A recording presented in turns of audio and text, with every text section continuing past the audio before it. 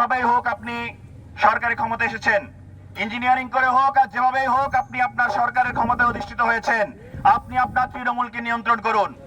আমাদের লজ্জা হয়, আমরা এই এক জাহাঙ্গীরনগরেই এক ধর্ষণের বিচার চেয়ে অগণিত বার আমরা দাঁড়িয়েছি। আমরা এই বাংলাদেশের মাটিতে এক ধর্ষণের বিচারের জন্য বারবার আমাদের দাঁড়াতে হচ্ছে। এটা আমাদের জন্য লজ্জা ছাড়া আর কিছু নয়।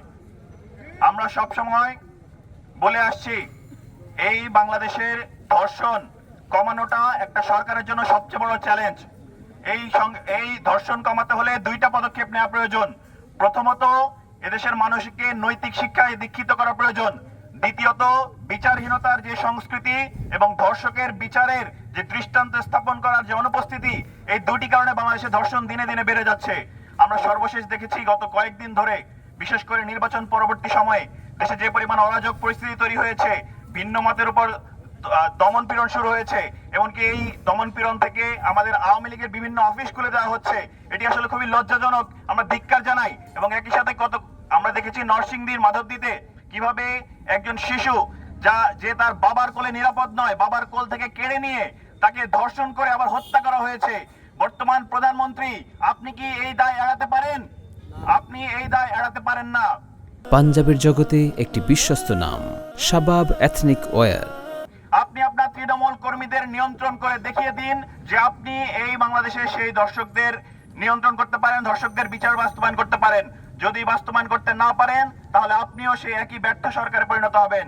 একটি বিষয় উল্লেখ করতে চাই, এদেশে যতদিন এই বিচার ব্যবস্থা আদালতগুলোর উপর নগ্ন হস্তক্ষেপ বন্ধ না হবে, ততদিন এদেশে ধর্ষণের কাণ্ড কমবে না।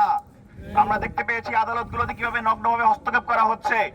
আইন বিচার বহির্ভূতভাবে নিয়মতান্ত্রিকতার বালাই না করে তারা বিভিন্নভাবে নিয়োগ প্রদান করছে। এই জায়গায় যখন হবে, তারা আবার সেই জায়গায় গিয়ে চাটুকারিতা করছে। এইরকম চাটুকার, নৈতিকতা বিবর্জিত যদি লোক দিয়ে আদালতগুলো ভর্তি থাকে, তাহলে আসলে এই দেশে সুবিচার নিশ্চিত করা কোনো সম্ভব না। আমরা সরকারের সদিচ্ছা আশা করছি সামগ্রিকভাবে এই দর্শকদের বিচার নিশ্চিত করার জন্য যে দৃষ্টান্ত, সে দৃষ্টান্ত আপনারা স্থাপন করুন। নতুবা আগুনের ফুলকি যেভাবে দিনে দিনে বাড়ছে, তা একদিন দাবানল হয়ে ফিরে আসবে ইনশাআল্লাহ। এবং এদেশের মাটিতে বাংলাদেশের মানুষ যে বিপ্লবী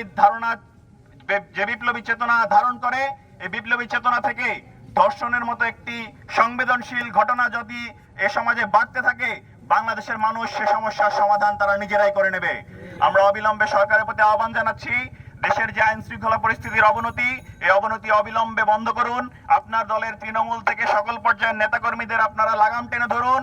এই যে সর্বশেষ ধর্ষণ কাণ্ড ঘটেছে, এই ধর্ষণ কাণ্ডের দলমত নির্বিশেষে দলমতের ঊর্ধ্বে উঠে এই দৃষ্টান্ত স্থাপন করুন।